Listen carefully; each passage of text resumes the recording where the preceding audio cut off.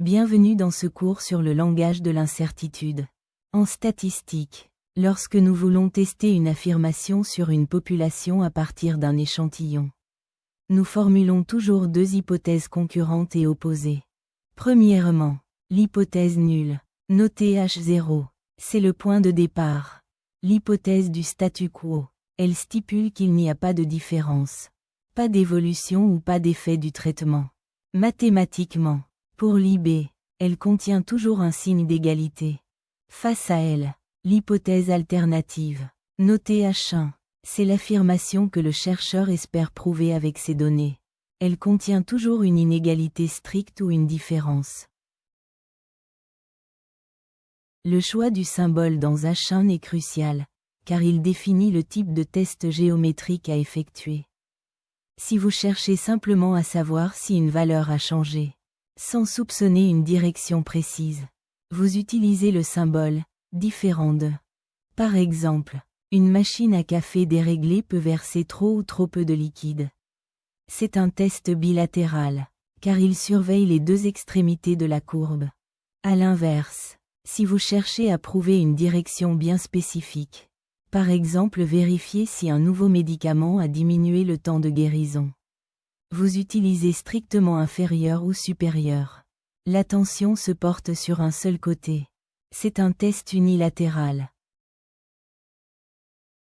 Une fois le test réalisé, l'ordinateur calcule une probabilité. La valeur P, c'est la probabilité d'obtenir votre résultat d'échantillon si l'hypothèse nulle était vraiment exacte. On la compare à un seuil d'erreur maximum toléré, appelé alpha. Voici la règle d'or exigée par le baccalauréat international pour valider vos décisions. Si P est inférieur ou égal à alpha, la probabilité que vos résultats soient dus au hasard est extrêmement faible. On rejette donc catégoriquement l'hypothèse nulle. On a des preuves suffisantes pour valider H1.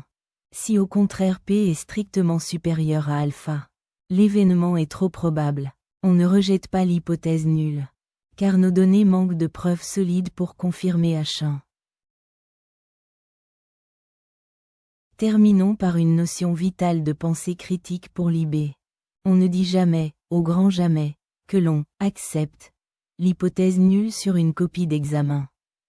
Pourquoi ?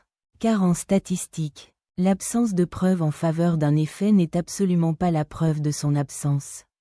Ne pas pouvoir prouver H1 ne rend pas H0 vrai pour autant. Pensez à un procès juridique. Si les preuves matérielles manquent, l'accusé est relâché et déclaré non coupable. Mais attention, ce manque de preuves ne prouve pas formellement qu'il est innocent. Il bénéficie juste du doute. Maîtrisez ce vocabulaire précis pour réussir vos examens. Mettons ces concepts en pratique avec une situation classique d'examen.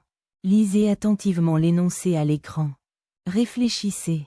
Quelle serait l'hypothèse nulle, c'est-à-dire le statu quo? Exactement. Le statu quo suppose que la nouvelle méthode ne change rien. La moyenne reste égale à 12. Maintenant, quelle est l'hypothèse alternative? Que cherche à prouver l'école? L'école espère une augmentation, donc la moyenne mu doit être strictement supérieure à 12. Enfin, déduisez-en le type de test à effectuer sur votre calculatrice.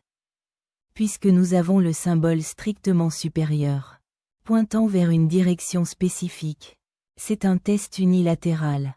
Bravo si vous aviez les bonnes réponses. C'est la base indispensable pour réussir vos tests d'hypothèse à l'IB. À bientôt sur Mathzone Academy.